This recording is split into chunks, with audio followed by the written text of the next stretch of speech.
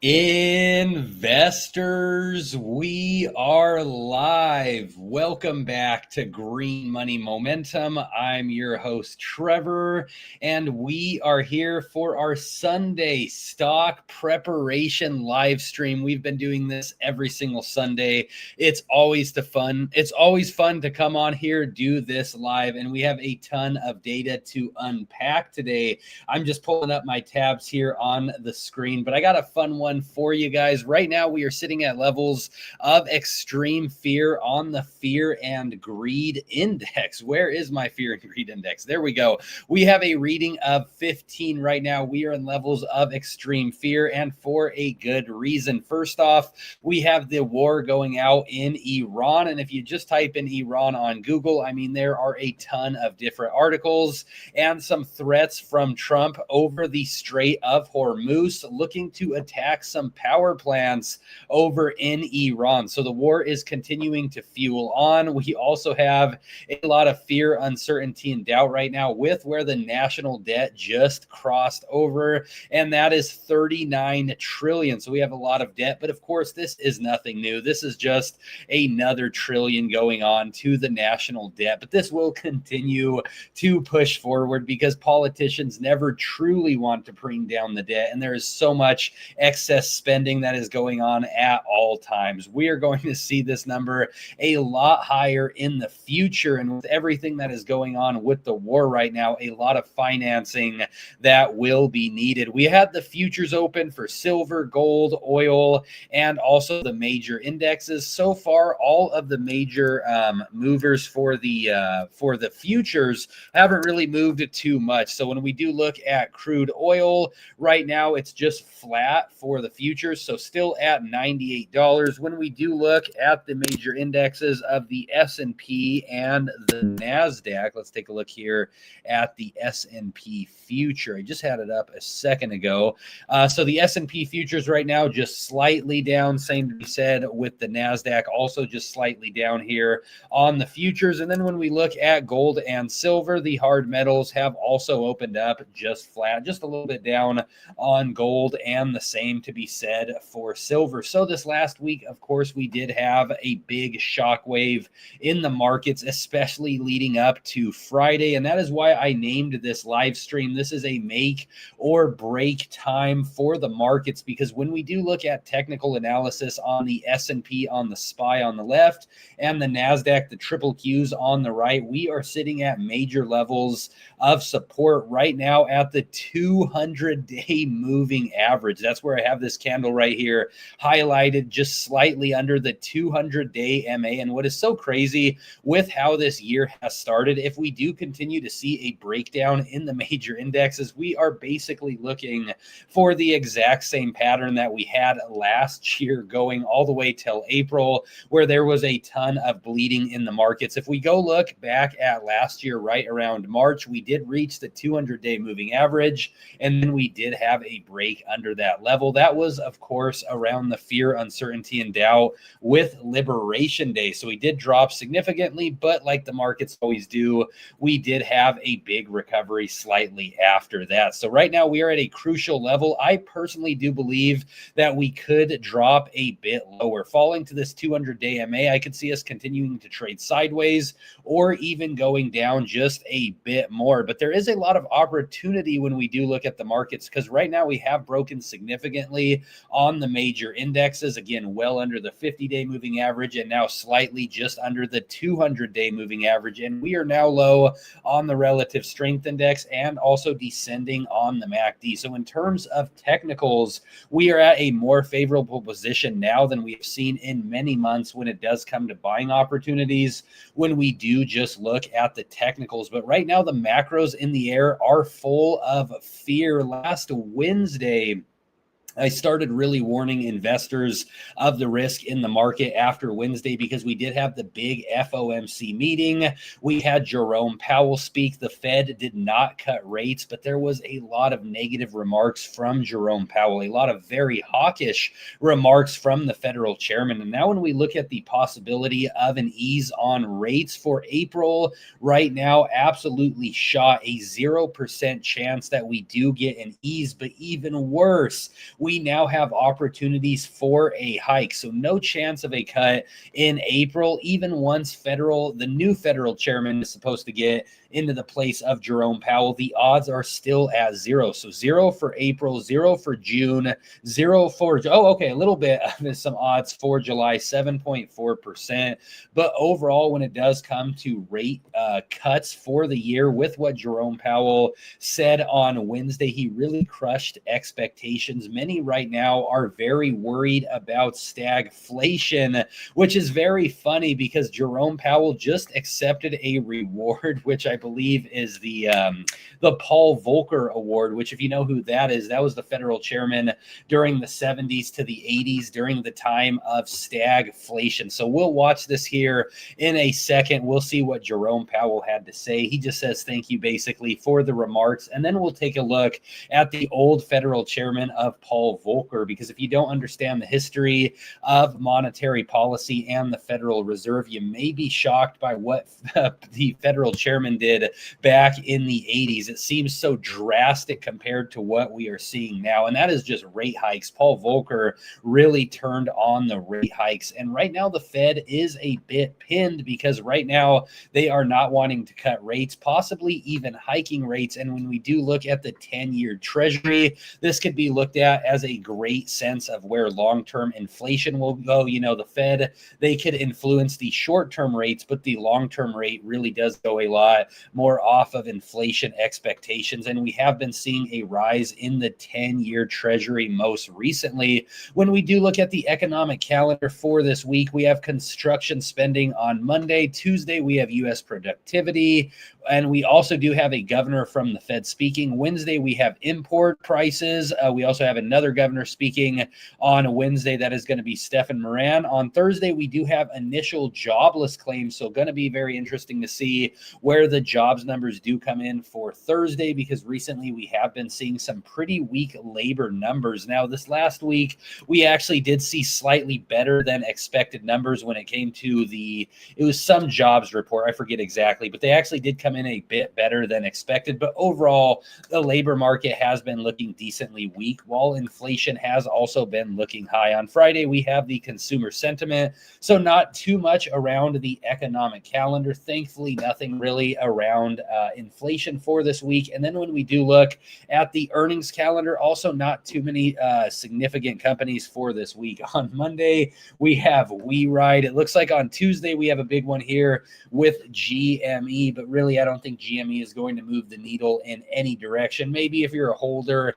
in this company or they come out with something significant, but this is a meme stock right here. I believe that GME, along with many other meme stocks, could run a lot more once the Fed really turns on that money printer. But again, right now they are looking persistent on not wanting to do that. We have Chewy on Wednesday. We also have PayPal on Wednesday as well, but no big players such as Nvidia or any of the big crazy Mag 7 stocks or any big technology stocks. We'll get more of that next month in April. So right now, my personal sentiment on the markets just for this week. Now, as you guys know, I am a long-term bull on the markets, but for this week, I am not really expecting too much, and I would not be surprised if we do see some more blood within the markets, because right now there's a lot of pressure going on with the war, with what the Federal Reserve just had announced on Wednesday, with everything that Jerome Powell had to say, with the market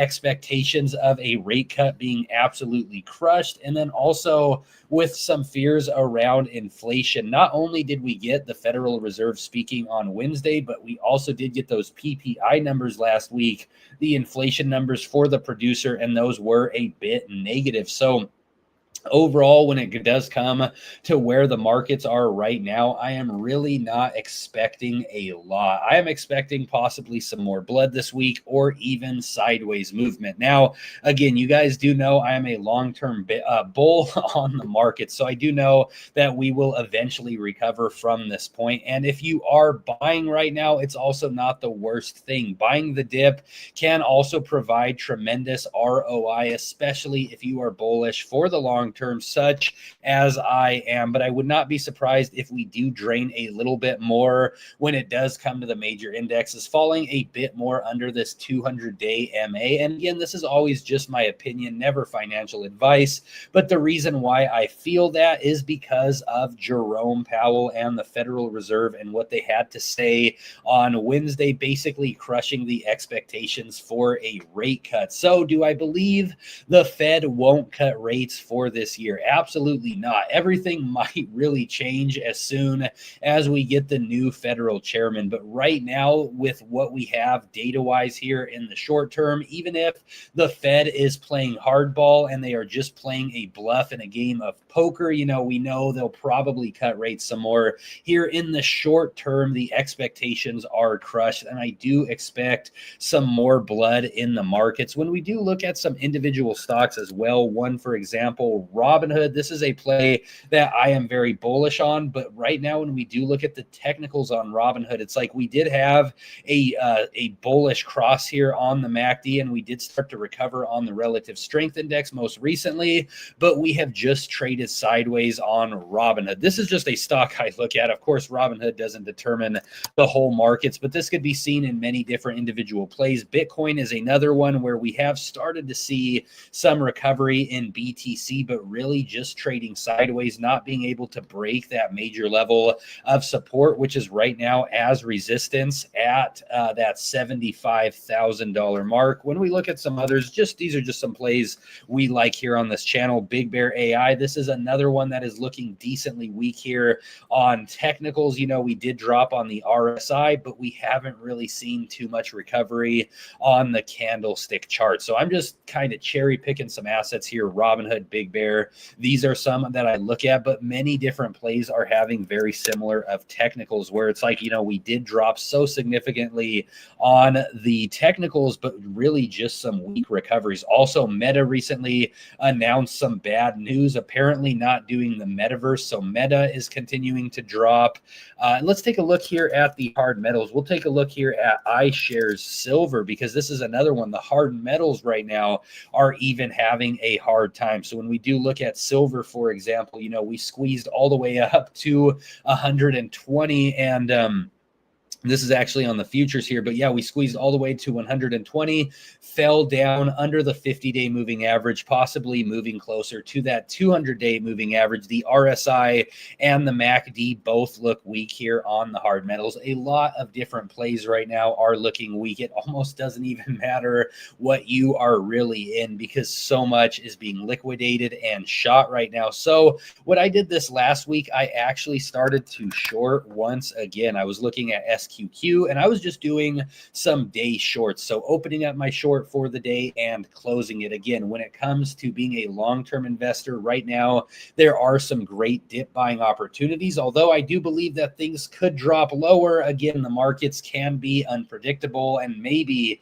we see some type of resolution to this war, or we see Donald Trump say something, or even a complete reversal with the Fed, and we see a big rip up. That is always a possibility, but here in the short term, I am just remaining cautious. So for this week, I'm going to be looking at doing some shorting. I'm also going to be looking at this major triple leveraged index of TQQQ, which is SQQQ, which is just the short of TQQQ. And so as promised, we will now talk about Jerome Powell. We'll first look at the chat here, but this was an acceptance that Jerome Powell just did yesterday. So March 21st, accepting a reward that is apparently the Paul Volcker Award. Again, the old federal chairman from the 80s, who Jerome Powell has said that he does admire and look up to and respect. And so if Jerome Powell does what Paul Volcker did back in the 80s, oh man, things are going to get crazy. Now, addressing the chat, thank you all so much for being here. As you guys know, we always do the daily talk of stock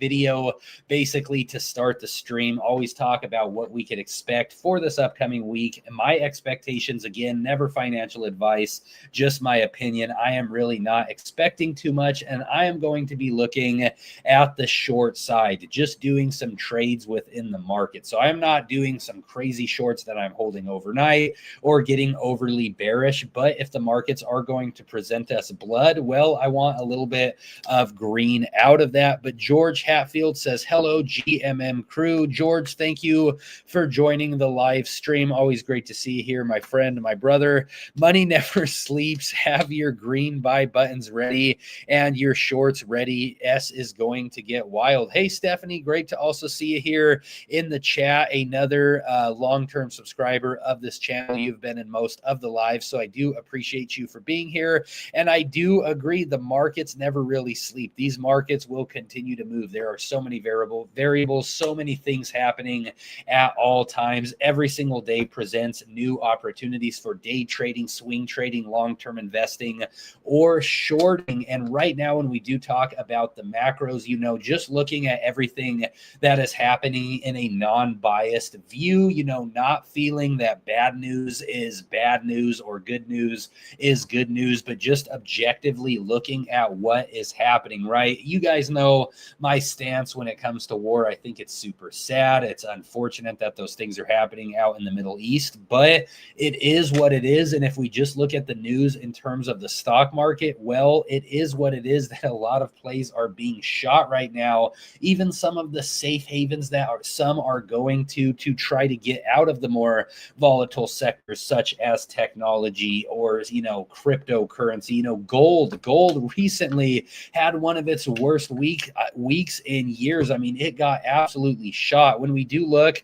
at gold, that was elevated all the way at like 5,400, and this last week was so bad for gold, it got all the way back down to 4,400. Even the hard metals right now are moving like a volatile crypto. So yes, Stephanie, I do agree. Keep your eyes peeled on the markets, because tons of opportunities, whatever you are looking to do, whether you're looking to make some short-term profits such as I am by doing some shorts in the market, or whether you are deciding to buy your dips and go long. And talking about eyes, right, keeping your eyes open, my eyes are a bit irritated, so I hope you all think that these sunglasses are cool, and I'll say I am wearing them because our futures are all so bright. But the reality is I have some irritated eyes right now, and so this is helping a little bit with the screen brightness. But this happens like every single year once it starts to get hotter out here in Arizona. And recently here in March, guys, we are in March, we are seeing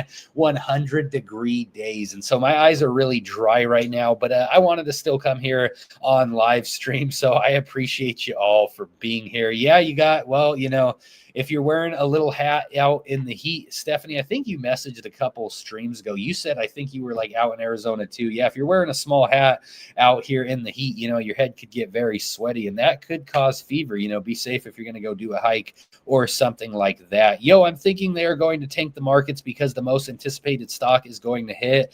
That's SpaceX IMO. Yeah, Beeline, I also agree. The markets right now are looking very shaky. As you guys know, I am a long-term bull on the markets. And if at all you're surprised by what I'm saying with, you know, I'm just being a bit cautious right now, and I do expect for the markets to drop some more, I'm just being realistic about what we are seeing right now with all the fear in the markets. And then again, with what Jerome Powell said, when we talk about the markets crashing, I do believe we could see some more capitulation. We could see oil rise. And then this is where the Fed will step in and do what is considered a Fed put and do some immediate QE, cut rates even more than is expected or quicker than expected, right? Because right now, again, 0% odds for this next month in April. So if we really do see things capitulate, we could see a rate cut sooner than the Fed says. And also, this could just be a fake out, because we do know we'll get a new federal chairman in May, and then all the expectations may change. But we must remember that the Federal Reserve is a committee. So although Kevin Warsh is appointed by Trump, if he is in, you know, the expectation expectations are that he will cut rates, but he is still a part of the Fed. He doesn't actually have to do what the president says, because remember, the Federal Reserve is technically not a branch of the government. They are not federal, and really they are not a reserve, which brings me up. I got a piece of silver here I want to show you guys. It's really cool. I'll be right back. Give me 1 second, chat. I got something cool to show you when it comes to the Fed.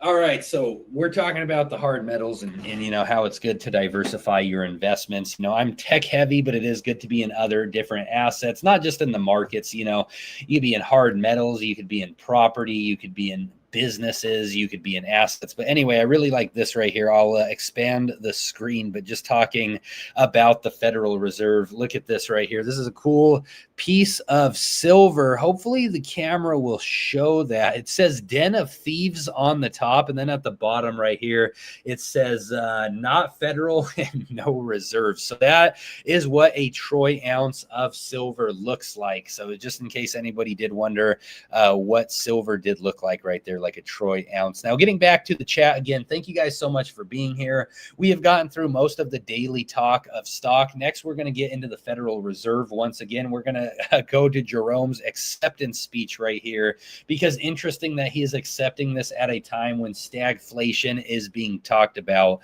when so many are fearful of that. I see bears everywhere. Yes, Stephanie, the bears are out about and roaring right now.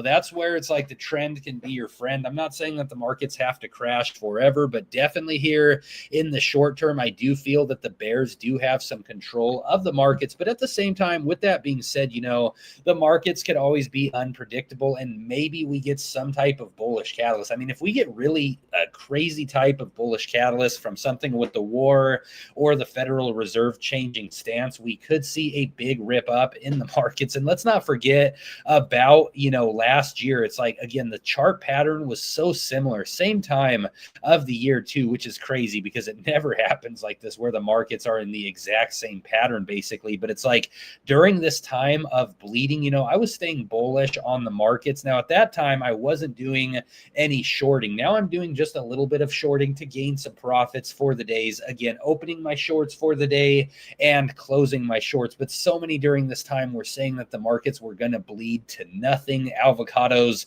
were going to go to $1 million per avocado. Everyone was so worried about the tariffs. There was just so much fear in the air. We were at levels of extreme fear during that time. And then we had what some coined as the most hated V recovery of all time. But that's just in the short term. People were saying the most hated V recovery of all time, because I feel that every V recovery is always the most hated V recovery of all time. I mean, look back at 2020. If any of you were around during this time, I mean, this is why it is so good to also buy the dip. So again, I want everyone to know, yes, I'm doing some short-term shorting, but also I have bought some dips on different plays. And if the markets continue to bleed, I will ideally buy more of the dips. But it's like, look at this time period right here. This was 2020, and this happened so quick when COVID was announced. And it's like, boom, then you had that massive shot back up. Now that was, again, a lot because of the Federal Reserve, though. That was because of the Fed put. So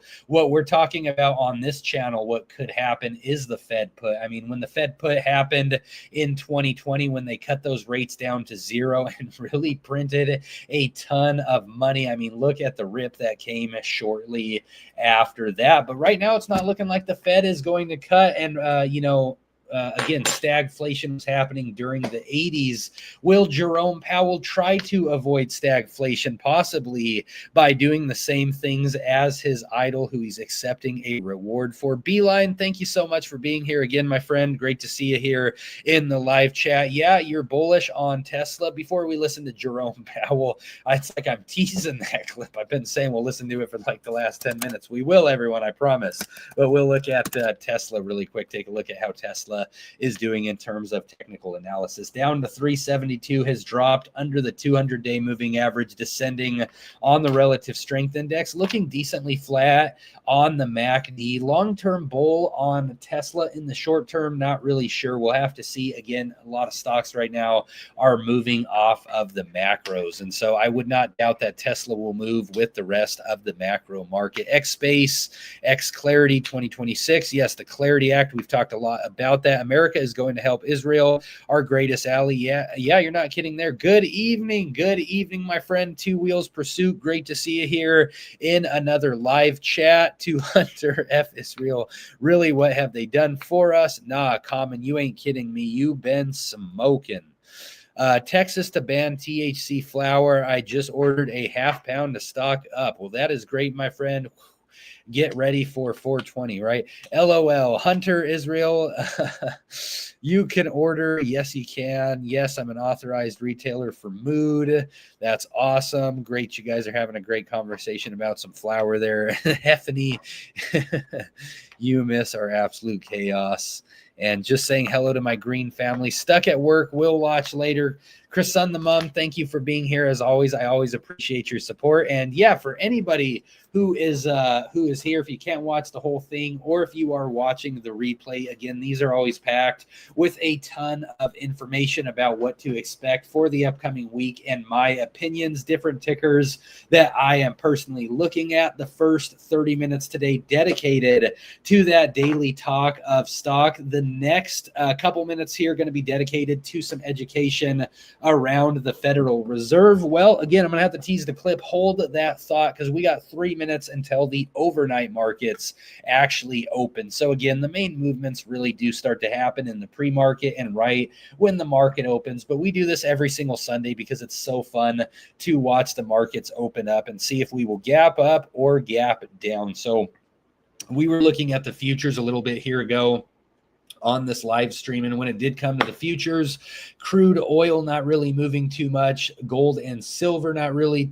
moving too much, and then when we looked at the major indexes of the S&P and the NASDAQ, those also did not move too much. But there's a lot of fear right now about stagflation. It's so funny because with the last Federal Reserve meeting, Jerome Powell was saying that stagflation is no concern and we are doing so much better than we were back in the 80s when stagflation was hot, when inflation was roaring like crazy. And it's like so funny because when you do look at the government statistics, they are so cooked now. The statistics have had so much taken out since the 80s. And so it's like comparing, not even comparing apples to apples or apples to oranges. It's like comparing apples to like a milk carton when it comes to how we measure inflation now compared to how it used to be. So again, very interesting, the clip that we're going to get to here in a second with Jerome Powell, because hopefully this isn't a telling sign on what we will see with the Federal Reserve. Again, they're talking about rate hikes all of a sudden, what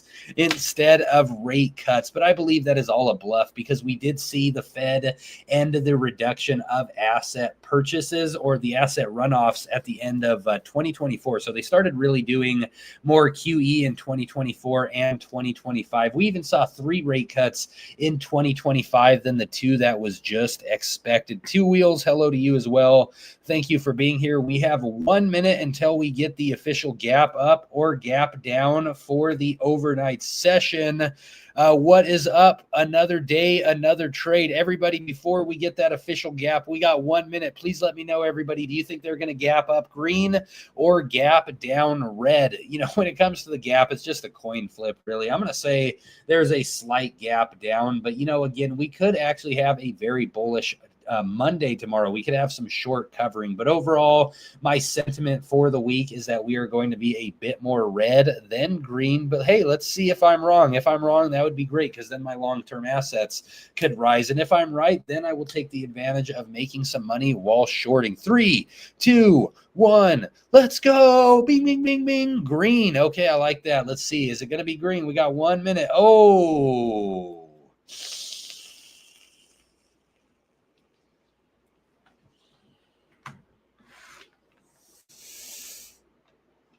Ouch. I'm just kidding, everybody. Well, that is no surprise. I mean, that's why I'm wearing the red on red here. Let's take a look at how some assets are performing. We have Tesla here on the screen. How is Tesla gapped here? Tesla having a gap down. It looks like the bulls maybe could try to take control of that. Let's take a look at one of our favorites here, Robinhood. Robinhood down to 70, having a gap down. Who else do we want to look at here? Big Bear AI. Let's take a look at Big Bear. Big Bear at 359. Looks like they actually had a cent up gap.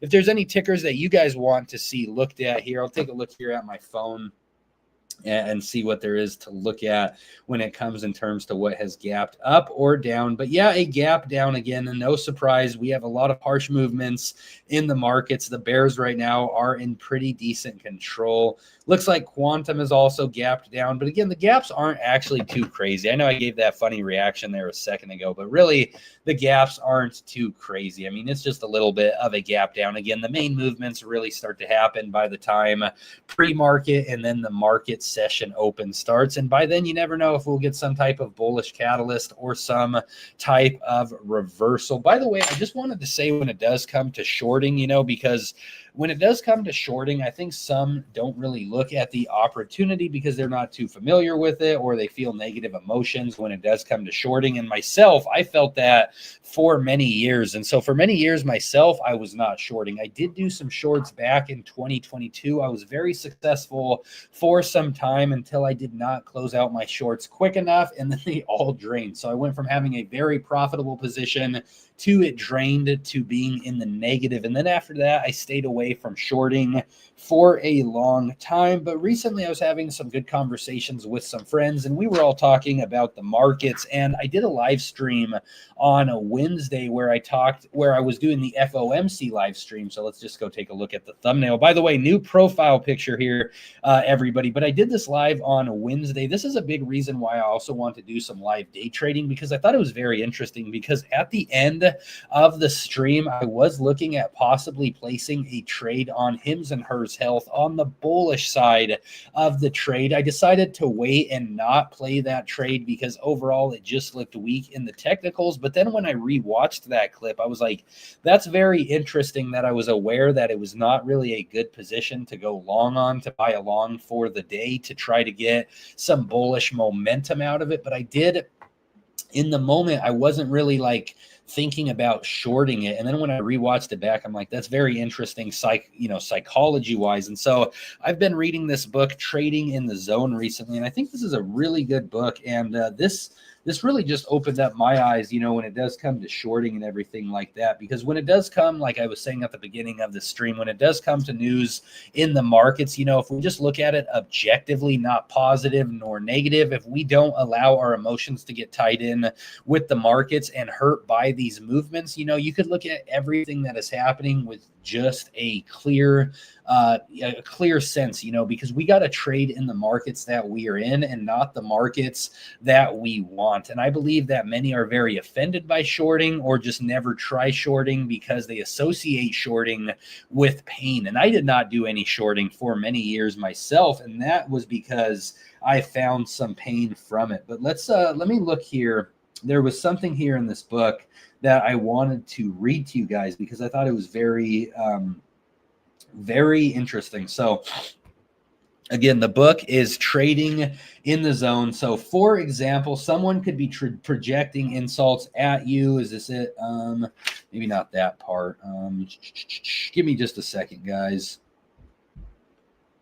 Okay, this right here. I thought this was very interesting. So I'm sure that I don't have to go on and on citing examples of all the possible ways there are to misinterpret what someone is trying to communicate to us, or how what we express to someone can be misconstrued and experienced in ways completely unintended by us. The point that I am trying to make is that each individual will define, interpret, and consequently experience whatever information he is exposed to in his own unique way. There's no standardized way to experience what the environment may be offering, whether it's positive, neutral, or negative information, simply because there is no standardized mental framework in which to perceive information. And then this goes on a couple paragraphs later, when we expect to be right, any information that doesn't confirm our version of the truth automatically becomes threatening. I'm going to read that line again because, again, many could be offended by shorting, but it's not that. I'm not trying to offend anyone by shorting or saying that, you own this asset, and so I'm hoping that it absolutely crashes. I'm just looking at the news and data that is being presented in front of me, and I'm trying to make a logical decision on what to do. So I'll read that again. When we expect to be right, any information that does not confirm our version of the truth automatically becomes threatening. Any information that has the potential to be threatening also has the potential to be blocked, distorted, or diminished in significance by our pain avoidance mechanisms. It's this particular characteristic of the way our minds function that can really do us a disservice. As traders, we cannot afford to let our pain avoidance mechanisms cut us off from what the market is communicating to us about what is available in the way of the next opportunity to get in and get out, add to, or subtract from a position just because it's doing something that we don't want or expect. So if you are always bullish, myself, I've been very bullish. This channel right here is a trading journal for me, and I also love the community that we have here. But for everybody who is watching me, and I greatly appreciate every single one of you, all your support means the world to me. But understand that with all of this, it is a trading journey for me. It's a trading journal and a trading journey. So I'm always trying to learn, improve, and get better. And I thought just all of that was so insightful because at times when the markets have been presenting bearish information, I have wanted to reject it because it wasn't part of my thesis, right? It wasn't something that mixed well with my stomach. But looking at everything objectively here, I don't know, it's an amazing feeling. And again, we have a long time till the pre-market and the market session open. So again, looking at it objectively, not feeling emotions from these gaps down, well, right now, this may present some opportunity to see a bullish rip, especially if we get some type of big catalyst in the morning. Just because we are bleeding right now doesn't mean that it has to continue. But as we get more information leading into tomorrow's session, I will make some more decisions, and then we'll see if I place a trade tomorrow. Hopefully there is some type of trade, and I'm not afraid to be either bullish or bearish on that trade. Buy it on the way down. PM on this. Steph, Ben. Oh, thank you. I appreciate that.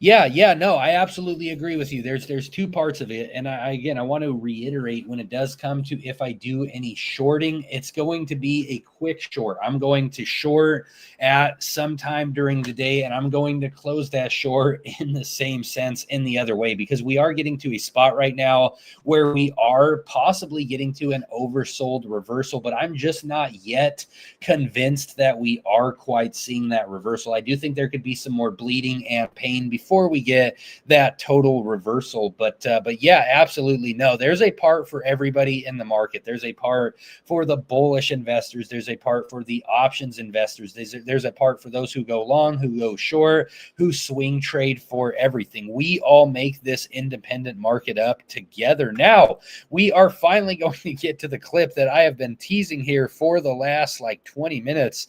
It's just we had so much to talk about. Now we're going to get to our boy Jerome Powell and see what he had to say. He just got a reward. So, hey, everybody, give it up to Mr. Jerome Powell, our Federal Reserve Chairman, receiving an award, saying that he is like the Federal Chairman, Paul Volcker. And then after this, we'll get into the history, a bit of the history into the Fed. And look, I liked this video because we like that Jerome Powell is receiving some reward. So let's see what he has to say in his acceptance speech here. Good morning, and thank you to the American Society for Public Administration for the Paul Volcker Public Integrity Award. I regret that I cannot be with you in person today, but I am deeply grateful for this award and for the opportunity to share some reflections. It is a humbling honor just to be mentioned alongside Chairman Volcker. He stands out as a towering figure in economics and central banking, perhaps our greatest public servant in the economic arena. His legacy is one of commitment to serve the public selflessly, courageously, and with the highest degree of integrity. Paul Volcker exemplified integrity in public service, enabling him to earn the trust of presidents and lawmakers from both parties. He served at the Treasury under 3 presidents, Kennedy, Johnson, and Nixon, before leading the Federal Reserve from 1979 to 1987, nominated by President Carter and reappointed by President Reagan. Non-political, nonpartisan service is the bedrock of the Federal Reserve, and no one embodies that virtue more than Paul Volcker. At the Fed, his defining test came in confronting double-digit inflation in the early 1980s. Despite political pressure and a painful So it's funny because, again, when it comes to the data from the Bureau of Labor Statistics and how inflation is really measured nowadays, it is not measured at all the same. We get such lies with the data now. Jerome Powell is talking about the double-digit inflation that was back in the 80s. Right now, inflation is ticking higher than the Federal Reserve wants, but it's close to 3, what they say. But again, these numbers are so skewed from the past. But again, just listen to what Jerome Powell is saying right here, because it's very important. And remember, he is a federal chairman just like Volcker, and he looks up to Volcker because of the hard decisions that he had to make during the 80s, which was really a period of a lot of high inflation and really stagflation. recession, he held firm in his commitment to bring inflation down. In a speech at the Economic Club of Chicago on May 19, 1982, with unemployment above 9% and critics calling for him to change course, Volcker acknowledged the pain of wringing out inflation through high interest rates, but held out the prospect of a return to price stability and with it a much brighter future. And he deserves a good part of the credit for achieving just that future and launching our economy on a period of low and stable inflation and steady growth that we now look back on as the Great Moderation. His willingness to resist short-term pressures in the interest of achieving lasting price stability demonstrated the courage and long-term perspective that define principled public service. Paul Volcker set an example that all public servants should emulate. His actions remind us that independence and integrity are inseparable. We need independence to do what is right. We need integrity to use that independence wisely. Ultimately, each of us will want to look back at the arc of our lives and know that what we did was the right thing. As Paul Volcker showed throughout his career, in the end, our integrity is all we have. Thank you again for this humbling honor. Integrity and courage. That is why Jerome Powell looks up to federal chairman, the past federal chairman from back in the day, Paul Volcker. He says it's because of the courage and integrity that he showed. Well, he does not sound too different from this guy right here, Jerome Powell, because despite all the pressure that he has received from the president, he still does not want to cut rates. And so again, he looks up to Paul Volcker for his courage. And so if you don't know who Paul Volcker is or the time period that we are talking about, I found this nice little article right here that has some key points. It just talks about what happened back in the day. So the Federal Reserve's decision significantly impact. Let me get to the part here that is most important here. This is the right article. I thought I had the right one up here. Might have been a better article. Oh, there we have. I just have it highlighted down here. So this is the key insights on the 1981 to 1990 era. The Fed chair of the decade, again, Paul Volcker at the end of 1979 to 1987. And look at what the interest rate was at the peak of the decade, 19 to 20%, with the low of the decade being 6%. That is crazy because right now we are around 3%. And that is considered high, and there is pressure for the Fed to cut that rate even lower. But back then, they moved it all the way up to 20% to fight inflation. Absolutely insane. So Jerome Powell, again, kind of looks up to Paul Volcker. We know that Jerome Powell has been pretty strong with his stances. Will Jerome Powell do something similar to what Paul Volcker did? Well, most likely not. And that is because the Fed is really pinned. And that is because the Fed really destroyed the economy in 2008 and 2020 with their super low interest rates, with all the money printing, with bailing out all of the banks. And when we look at the period of the 1970s to 1980s, at that point, the debt to GDP was like 33%. Now, look at it. It's absolutely insane what the debt to GDP ratio is and how much interest there is on the debt. And the fact that the debt is all the way close to, we'll just call it 40 trillion at this point. So we are in a much different position than we were back in the 70s and 80s. Paul Volcker did a measure at that point, which made sense and did help to adjust things. But again, that was an era of stagflation. It's never fun to have an era of high interest rates, but now the Fed basically can't even do that because of how jacked up everything actually is within the system. Stephanie, thank you so much for the super chat. The Den of Thieves, that's what they call it. He will never walk away. Well, he did say at his last press conference that he may not. Maybe Trump can order airstrikes on the Federal Reserve. That is funny. Well, that'd be in Washington, so he'd be close to that. Yes, yes. Jerome, looks like we have a fan of Jerome here. Yes. Looks like we got a lot of opinions about Jerome here. You are, Stephanie. Don't forget, if you're going to insult someone, especially calling them dumb, you better throw that apostrophe R-E in there. You have your, and then you have you are. Oh, man, you guys are so funny. It looks like you're going back and forth. Stephanie and Hunter, I don't know what kicked off your guys' argument here, but hey, at least I'm happy that you guys are participating here in the chat. Let's get to talking about assets, though. If you guys want to talk about assets or anything like that, that would be better than just throwing insults towards each other. If anything, maybe throw some insults towards Jerome Powell if you don't like Mr. Powell. But basically, guys, I'm going to start closing some tabs here. That basically covers everything we had to talk about in this live session. Again, a lot of fear, uncertainty, and doubt within the air right now. I am feeling a bit more bearish than bullish, and that is just because what that is presenting to us right now, it just doesn't look like the technicals are looking that strong, to be honest with you. And again, with what Federal Chairman Jerome Powell said most recently, that really does crush some short-term expectations for the bulls in the markets, because the bulls are always wanting more stimulative monetary policy, always wanting some more quantitative easing, and it just doesn't look like the Feds are going to do that anytime soon. So yeah, that is basically all I had to say. Unless you guys want me to talk about any individual tickers, please let me know in the live chat on the side. We usually go live for about an hour and 30 minutes. Today, we may wrap it up a bit early just because we got through the bulk of what there is to talk about. And again, just not a lot on the economic calendar, not a lot on the earnings calendar right now.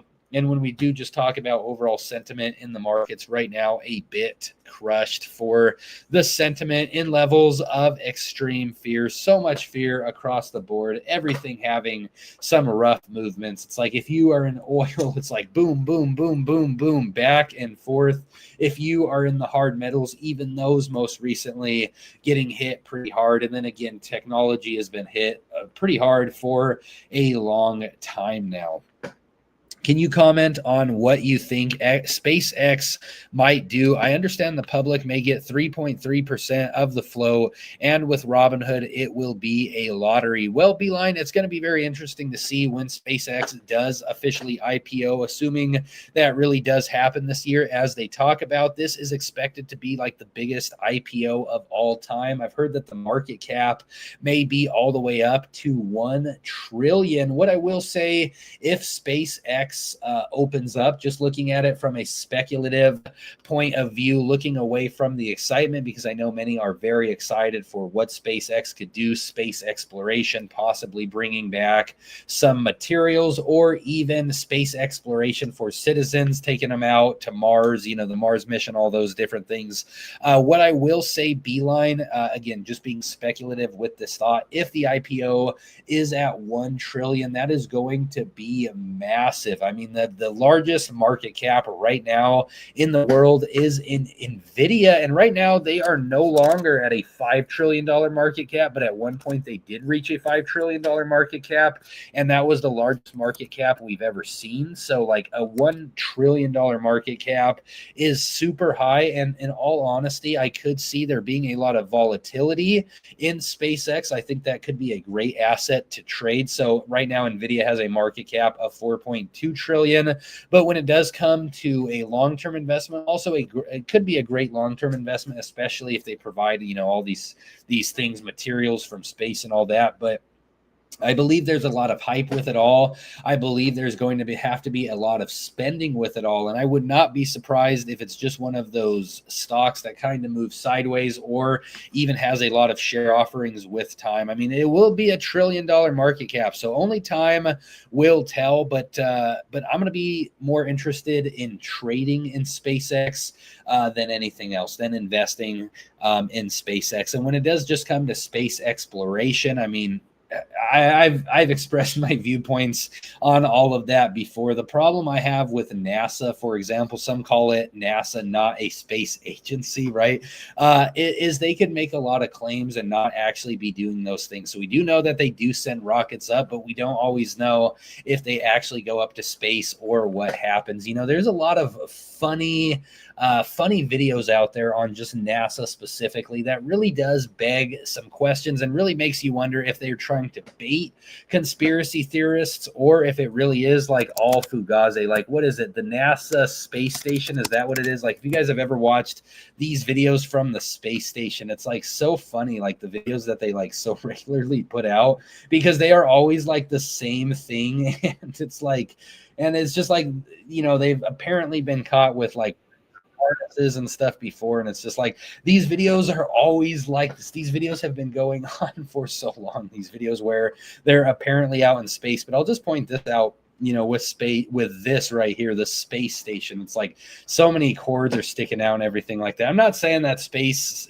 travel is all a fugazi or they're pulling a shade over our eyes or anything like that. I'm just saying it's a lot more speculative. And when it does come to the markets or anything, it's like I always like to have a speculative lens, because you really never truly know. And the only shame when it comes to space is none of us are going out there. So we really don't know what is actually confirmed. And it's like funny with the space like stuff we've gotten in the last year, like what was it, the Amazon, the Blue Amazon Origin, like when they sent Katy Perry out to space. Even that was some footage where people were saying some stuff. So I'm not saying space travel is fake or space travel is all 100% real. I'm just saying I look at it with a speculative lens, because when it does come to the mainstream media, they do give us quite interesting things to talk about. But yeah, SpaceX will be an interesting one. I mean, it's going to be a hot story in 2026. So we'll just have to see. XRP just released 80 million coins to the market. All right, you want to take a look here at XRP really quick. XRP is always releasing coins out onto the market. Right now, when we do look at XRP, man, such a nasty downtrend that has been happening for so long. So all the way back to July of last year, look at that downtrend that XRP has just not been able to break. And it looks like XRP may be getting rejected once again. We're at the higher level of that trend. And then when we look at the MACD right now, it does look like we may be seeing a bearish cross on that MACD. When it does come to XRP, I'll say what I always say. It's like, I know XRP is a utility token. I know many are bullish on it for that reason. But also when it comes to the internet culture for XRP, one thing that really bothers me is so many are always putting out these crazy price targets like XRP to $10,000 overnight. All of this is going to happen overnight. It's going to be insane. But at the same time, with that being said, XRP releasing more XRP onto the market, isn't that basically just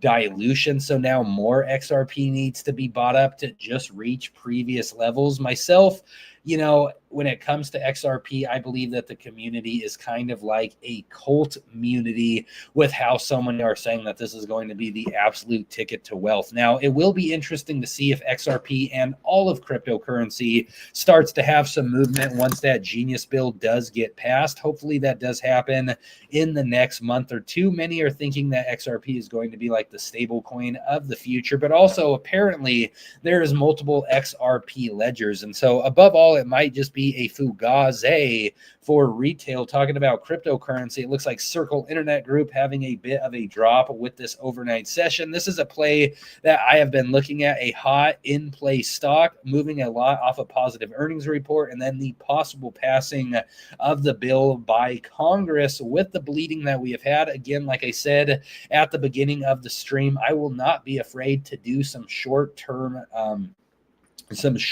shorts, possibly, because we are a bit overextended on the RSI. The candlestick chart, we had this massive gap up back here, and I do believe if we do get more of a pause when it does come to the interest rates, not the interest rates, gosh, what am I saying? When it comes to the crypto bill, if that does not get passed in the short term, this may be some short-term lived momentum, but also an opportunity to catch some gains if you were just looking to trade that way. All in on SpaceX. I like the attitude. NVIDIA is slipping.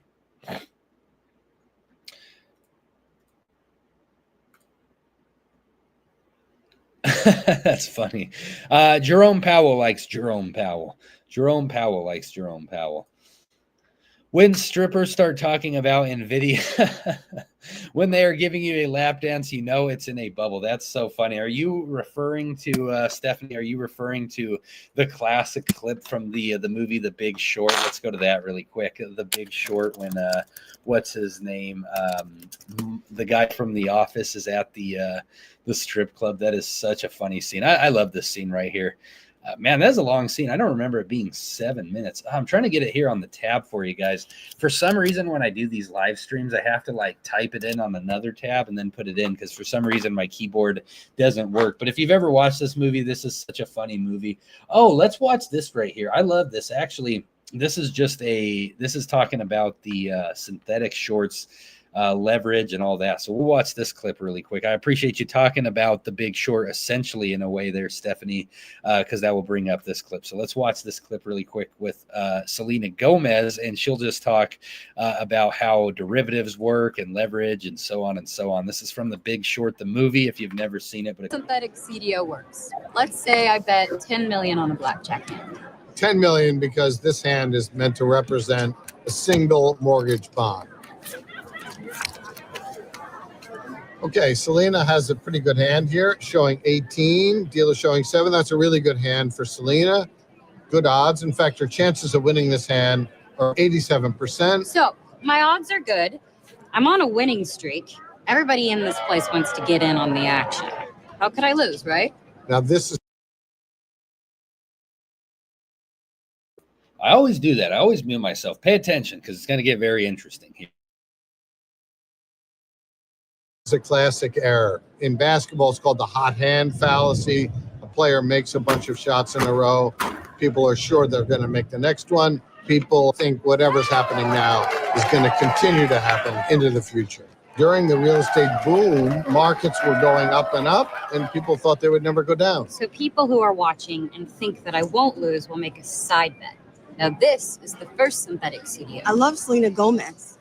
I bet you 50 million she wins, and I'll give you a 3-to-1 odds. 3-to-1 odds? Okay, I'll take that bet. Now, somebody else is going to want to make a bet on the outcome of their bet. 50 million she wins. That will lead to synthetic CDO number 2. Hey, I bet you 200 million that lady in the glasses wins that bet. She probably will win. So I want a great payoff. How about 20-1? Deal. And this will go on and on with more and more synthetic CDOs. And we can transform an original $10 million investment into billions of dollars. You okay? No. I actually feel pretty sick. So I'm going to leave. You think I'm a parasite, don't you, Mr. Wall? But apparently society values me very much.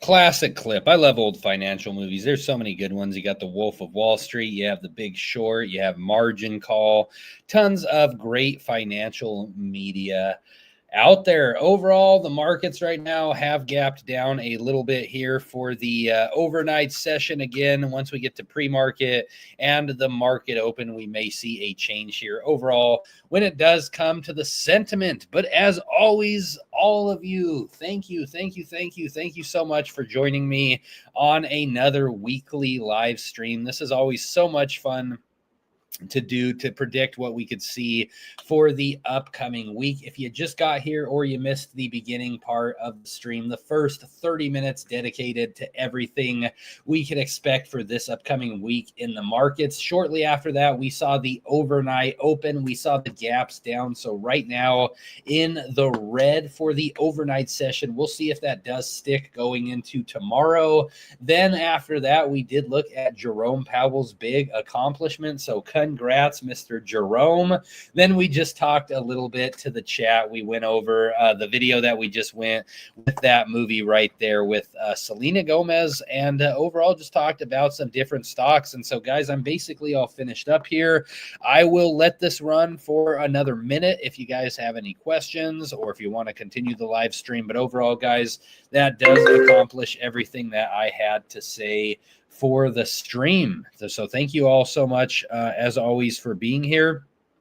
I appreciate you guys as always. I hope we all make some money here in this week. Again, a great book that I have been reading, Trading in the Zone. So if you've never read this book, read it. It talks a lot about psychology, a very, very interesting read. The markets are very interesting altogether. So guys, anyway, another successful live stream. That is an hour wrapped up, everybody. Everybody, good luck this week in the markets. If you didn't already, please leave a like, please subscribe to the channel, and I will see you all in tomorrow's Daily Talk of Stock. Everybody have a great rest of your Sunday.